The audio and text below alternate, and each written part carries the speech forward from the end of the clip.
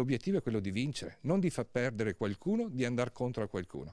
Una nuova proposta politica non contro qualcuno ma a favore di un progetto, costruire un nuovo Veneto guidato da un'area che attorno alla candidatura di Flavio Tosi raccoglie tutti i moderati che non si riconoscono più nel vecchio centrodestra.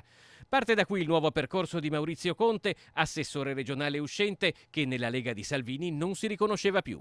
All'interno del partito lo statuto, la democrazia è venuta meno per scelte che sono arrivate da Milano e lo slogan della Lega è sempre stato né schiavi di Roma né servi di Milano, ma è questo l'obiettivo, quello di rilanciare anche una politica che veda proprio il Veneto, i veneti partecipi a un'evoluzione che non può andare verso un'estrema destra, non può appunto rinchiudersi in un settore del mondo della politica estremista. La candidatura di Tosi, la sua coalizione rappresentano per Maurizio Conte la vera novità per una regione che cerca risposte urgenti e concrete per uscire dalla crisi. Non servono, non bastano slogan, non bastano quelli che possono essere messaggi magari rassicuranti. Noi dobbiamo affrontare la realtà concretamente, dando prospettive alle imprese, dando quelle che possono essere opportunità ai giovani, guardando a un territorio